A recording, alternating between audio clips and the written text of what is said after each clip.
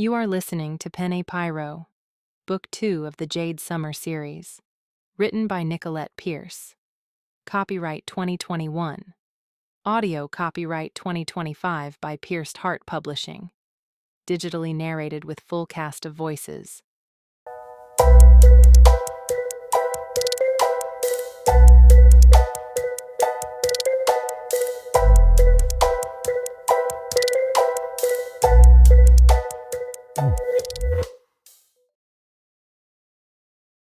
Chapter 3.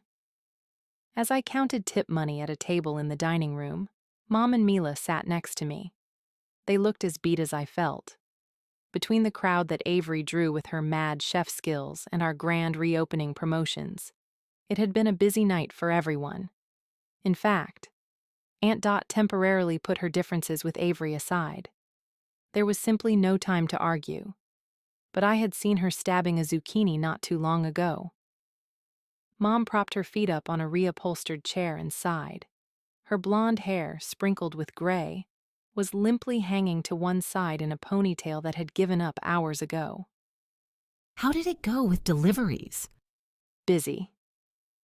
I think only one person wasn't happy with the service. Otherwise, there are a few regulars who are glad we reopened. What happened with the person who wasn't happy? Mom asked as she rubbed her tired blue eyes.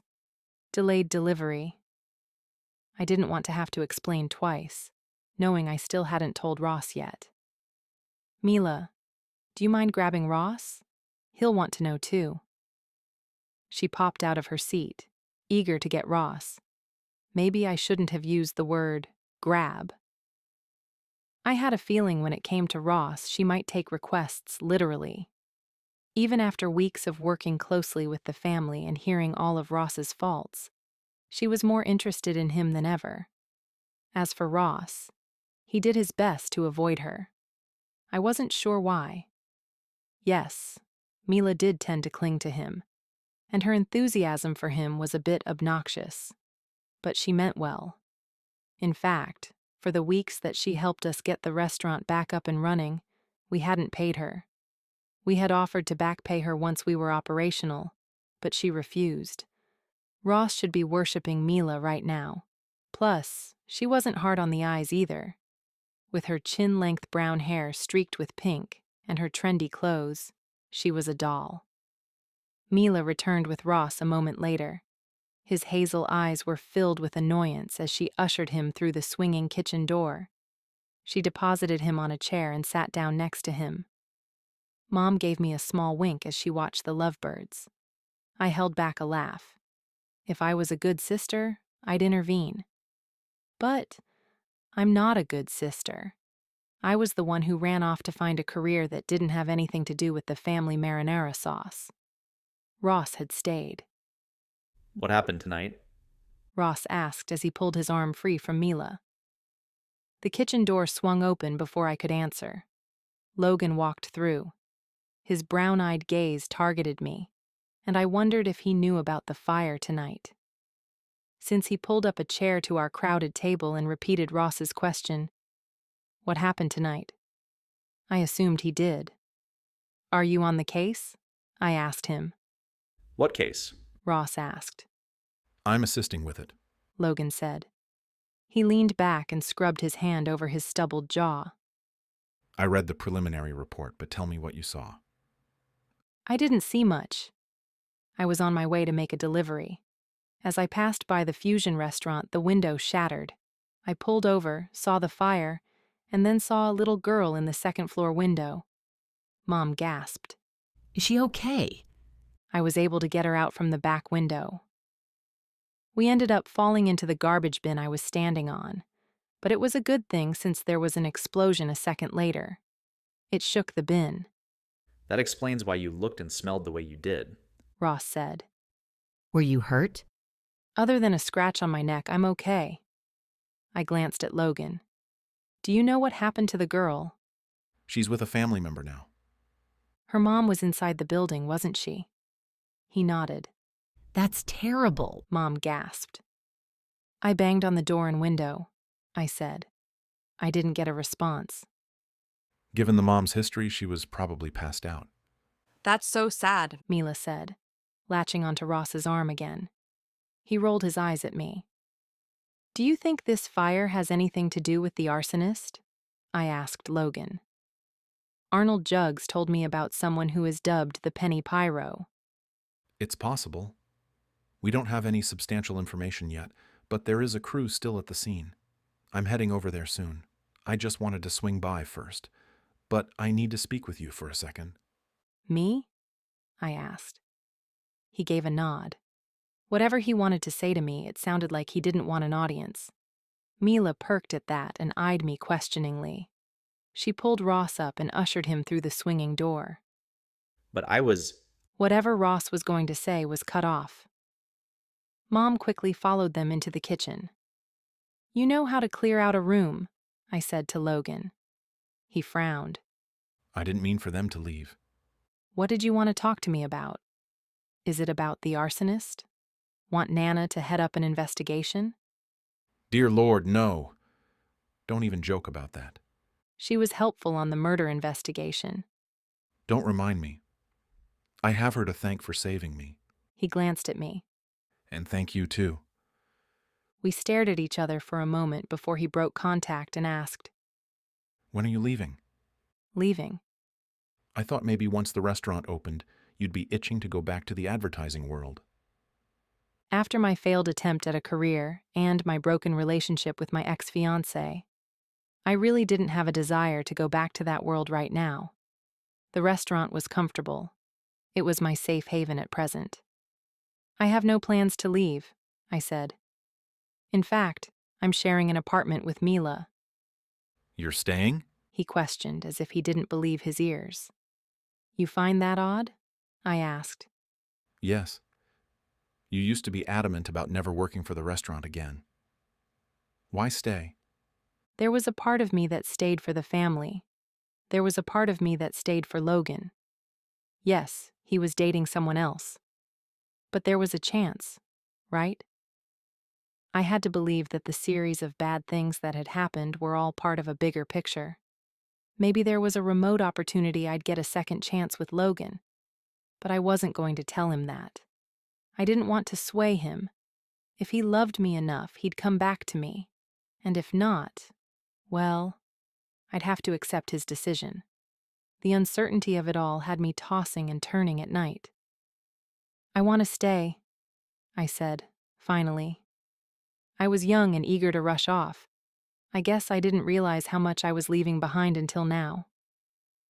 He gave a nod, but he seemed uneasy about my answer. Do you want me to leave? I asked. No, I wasn't trying to say that. He was silent a moment before he ran his hand down his face with a sigh. Listen, I don't want to make this awkward for you, so I'm just going to come out and say it. I didn't like the sound of that. Avery told me she invited everyone to the party she's throwing. What she didn't tell you is that it's an engagement party. I blinked. I was sure my brain had short-circuited. Logan and Avery were engaged? Since when? Which meant I lost Logan. I'm not sure how I managed it, but I offered my congratulations. You are under no obligation to come to the party. Does Ross know? I asked. Logan shook his head. No, Avery wanted to keep it a secret. I just thought I owed you a heads up. When did you ask her to marry you? I asked. She actually asked me about 2 months ago.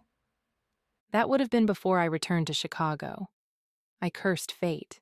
If all these bad things would have happened sooner, I might have had a shot. But who was I kidding? A couple of months wouldn't have changed a decade of separation. Adult Logan was practically a stranger to me. Still, there were occasions when it felt like no time had passed. I better get going. He said, standing. Sorry to drop this on you and run. Thank you for letting me know. He gave a nod and ducked back through the kitchen door. Mila burst through a moment later and sat next to me. Well, what did he say? I didn't want to talk about it. My heart hurt, and I still had a hint of garbage bin stench on me. Let's go home, I said. We can talk later. Right now, I just want to take a shower. You do smell a bit. Thanks. The next morning, I walked out of my bedroom to find Mila and Nana at the kitchen table. Both had a cup of coffee sitting in front of them, and their heads were tilted in as if they were whispering secrets. "What's going on?" I asked as I rubbed the sleep from my eyes. They both looked at me and then leaned back. "Nothing," they said at the same time. I didn't believe them. Either they were whispering about my conversation with Logan the previous evening, or they were discussing arsonists. Neither topic bode well for me. "You look guilty," I said. Can I check up on my granddaughter who is Chicago's newest hero? "Hero?" It's all over the news.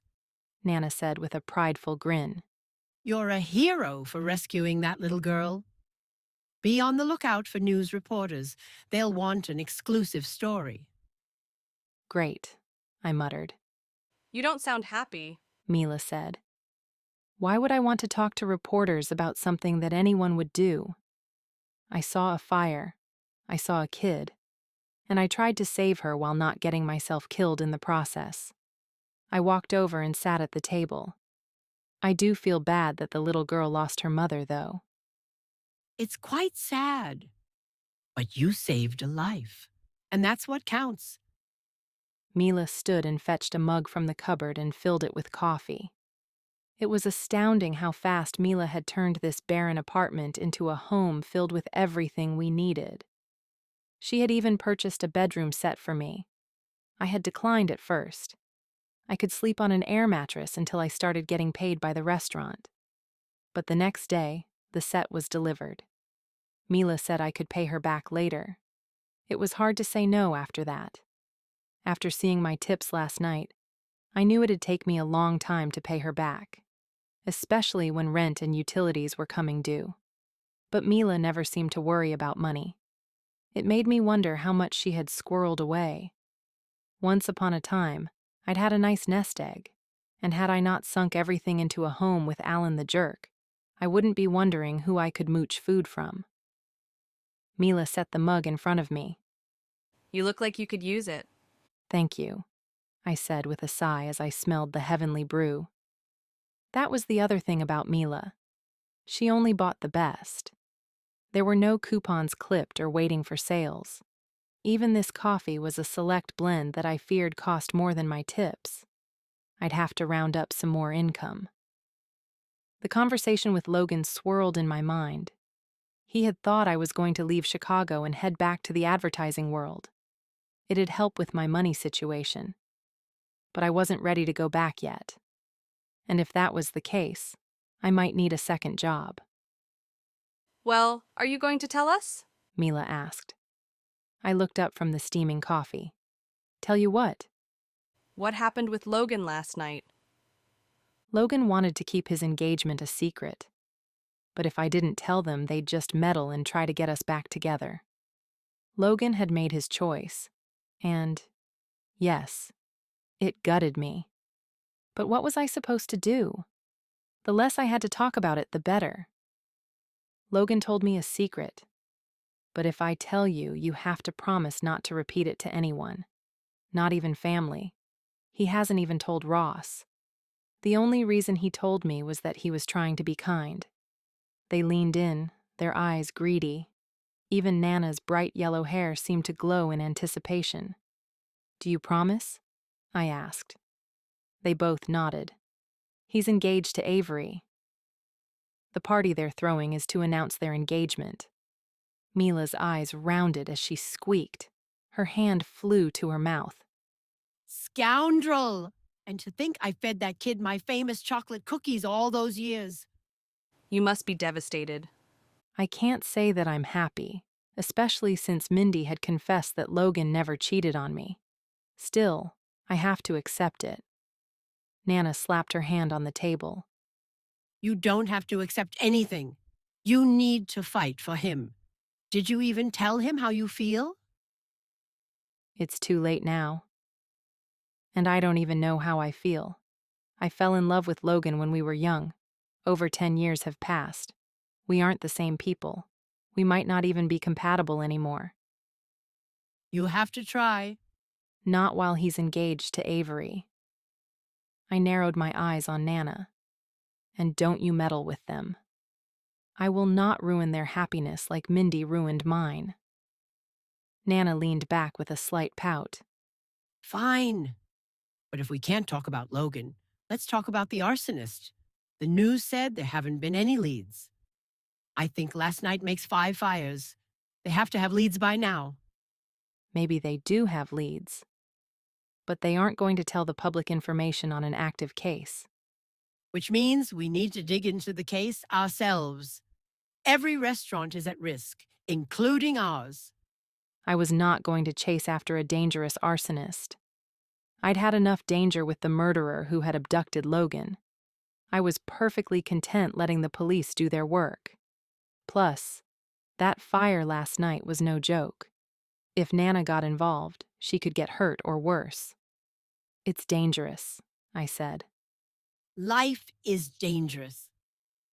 Let the police do their work. I'm going to go shower.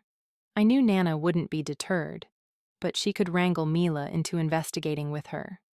It would keep the two busy, and maybe they'd forget about harassing me about Logan. As I made my way down the short hallway to the bathroom, I dipped into my room to grab my phone off the nightstand.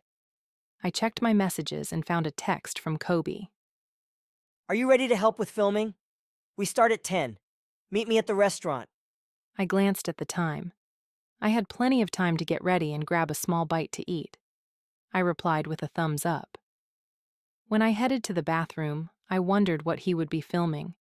But with Kobe, it was better not to ask. Threads of Nana and Mila's conversation floated down the hall. I closed the door just as Nana said, We'll find the arsonist in no time.